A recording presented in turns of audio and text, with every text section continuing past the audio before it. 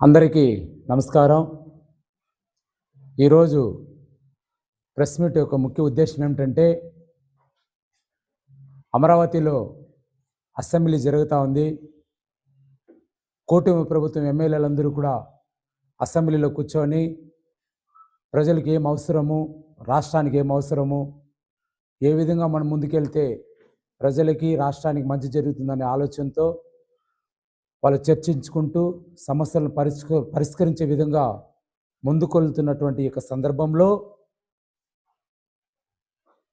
ప్రతిపక్షం లేకపోయినా కనీసం 35% ఏదో కొంత ఓట్ బ్యాంక్ ఉన్నటువంటి యొక్క వైసీపీ పార్టీ ప్రజలను ఇంకా మభ్య పెట్టాలన్న ఆలోచనలో ఉంది.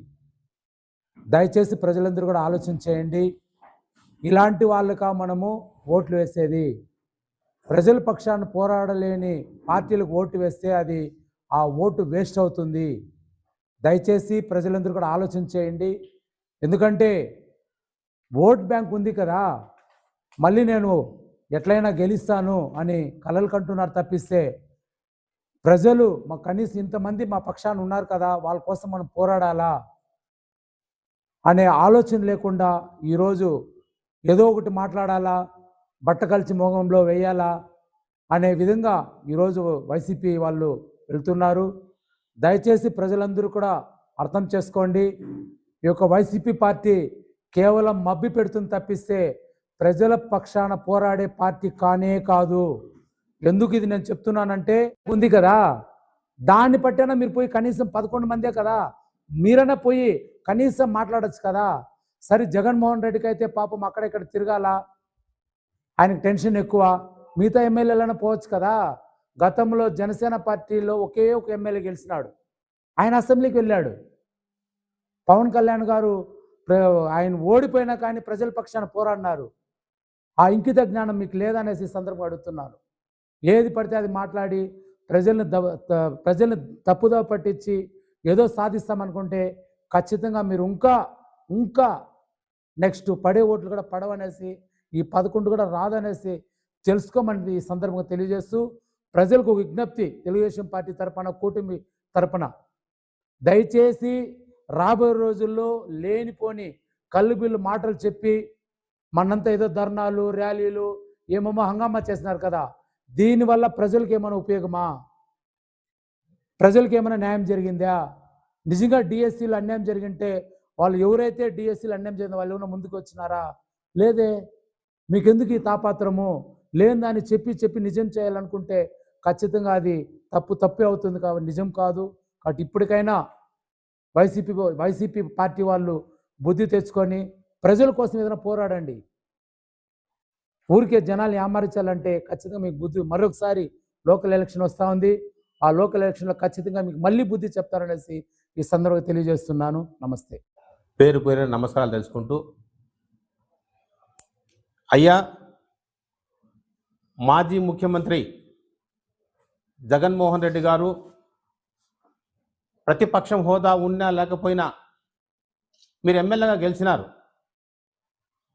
ప్రజలు మిమ్మల్ని ఓట్లేసి గెలిపించి మా పక్షాన పోరాడు, మా కష్ట నష్టాలను అసెంబ్లీలో మాట్లాడని చెప్పి పంపించినారు. ఎవరైనా సరే ప్రజానాయకుడు, ప్రజల చేత ఎన్నుకోబడిన నాయకుడు ప్రజాప్రతినిధి గొంతు ఎక్కడ వినిపించాలండి? మీరు కూడా ప్రెస్లో ఉన్నారు. మీకంటూ ఒక హౌస్ ఉంది, ఒక అసెంబ్లీ ఉంది, ఒక శాసన మండలి ఉంది, ఎంపీలకంతా కూడా పార్లమెంట్ ఉంది. వాళ్ళు పోయేసి ఎందుకు పార్లమెంట్లో ఎంపీలు మాట్లాడతారు, ఎమ్మెల్యేలు ఎందుకు అసెంబ్లీలో మాట్లాడతారు? మీరు ఎమ్మెల్యేగా గెలియలేదా? మీకు డిక్లరేషన్ ఫారం ఇవ్వలేదా గవర్నమెంట్? మీకు ప్రజలు ఓట్లేసి మీకు గెలిపించలేదా? అంటే మిమ్మల్ని గెలిపించిన ప్రజలకి మీరు మొగాన పేడేస్తున్నట్లు ఉన్నది ఇప్పుడు. ఎందుకంటే ప్రజల చేత ఎన్నుకోబడిన నాయకుడు నువ్వు ప్రజల గురించి మాట్లాడినప్పుడు ఆ హోదా, ఎమ్మెల్యే అనే పోస్టును అనర్హుడు. ఎవరైనా సరే, అది మీరు కావచ్చు, మీ పార్టీ వాళ్ళు కావచ్చు, మీరందరూ కూడా అసెంబ్లీలో పోయి ప్రజాపక్షానికి ఎదురుంచే సత్తా ఎవరికి ఉంది? ఎమ్మెల్యే గెలిచిన పార్టీలకు ఉంది. అక్కడ పాలకపక్షం, ఇటు ప్రతిపక్షం. మీరు ప్రతిపక్షంలో పోయి అసెంబ్లీలో గొడవ చేయండి, పాలకపక్షాన్ని నిలదీయండి. మీరు తప్పు చేసిన అడగండి, ప్రజలు మిమ్మల్ని హర్షిస్తారు. హౌస్కే పోరు, అసెంబ్లీకే పోరు, బయట వచ్చి మేమేమో చేసేస్తాము అంటారు. మీరు అక్కడ పోతే కదండి మీరు మంచిగా చెడు తెలిసేది. ఏదైనా దొంగతనం జరిగితే మనం పోలీస్ స్టేషన్ పోయి కంప్లైంట్ చేస్తాం, పోలీసు వాళ్ళు యాక్షన్ తీసుకుంటారు. రోడ్లను నోరు కొట్టుకుంటే ఏం చేసేది వాళ్ళు? ఎవరన్నా వస్తారా? ఆ మాదిరి మీరు అసెంబ్లీకి పోయేసి ప్రతి పాలక పక్షం ఏమి తప్పు చేస్తూ ఉంది అనేది ప్రతిపక్షము వాదించడానికి మీకు అవకాశం ఉంది. మీరు అక్కడ పోయి మాట్లాడండి. అంతెందుకు మన డిఎస్సి గురించి ఇంత మాట్లాడతారు మీరు. డిఎస్సి గురించి మీరు పోయి అసెంబ్లీలో మాట్లాడండి, అక్కడ మాట్లాడరు.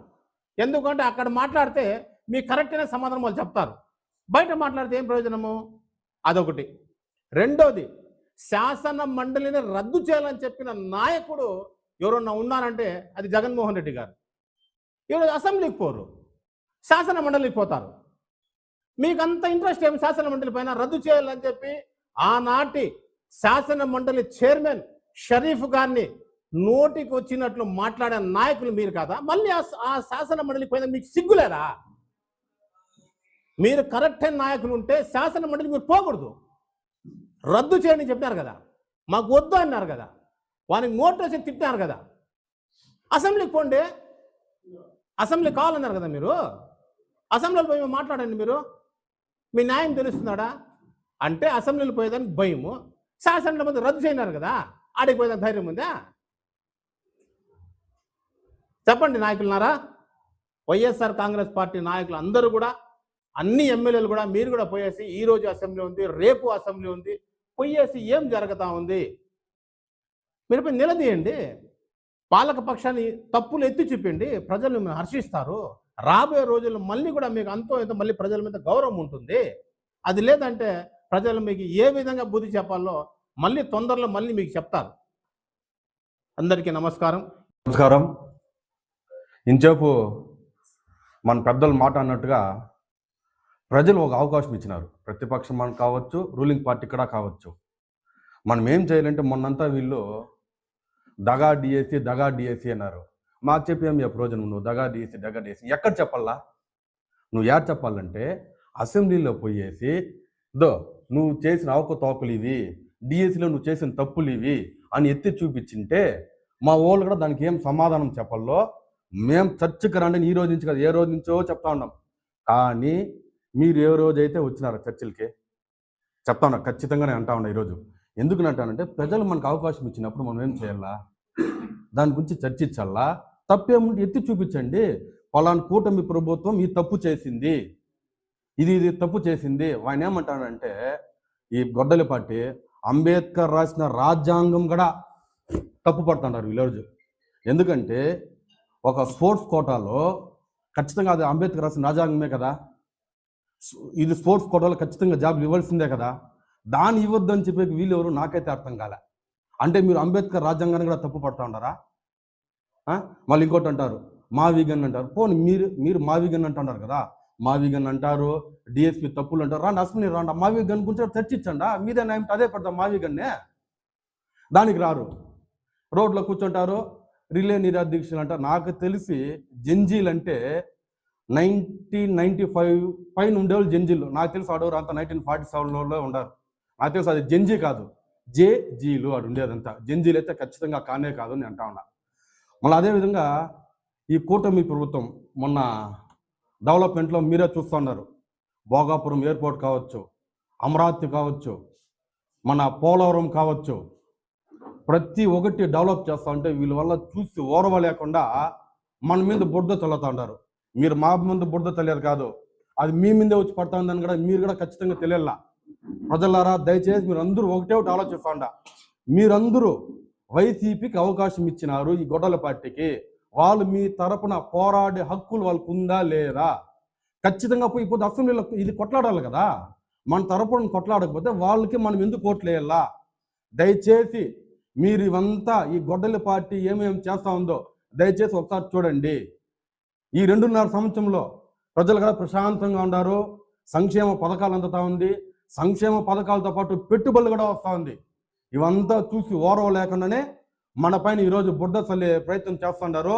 దీన్ని ఎవ్వరు నమ్మే పరిస్థితిలో కూడా లేదు. ఎందుకంటే ఆ రోజు గొడ్డల పార్టీ ఒక్క ఛాన్స్ అనే ముందర వచ్చింది. ఆ ఒక్క ఛాన్స్ ప్రజలు ఇచ్చేసినారు.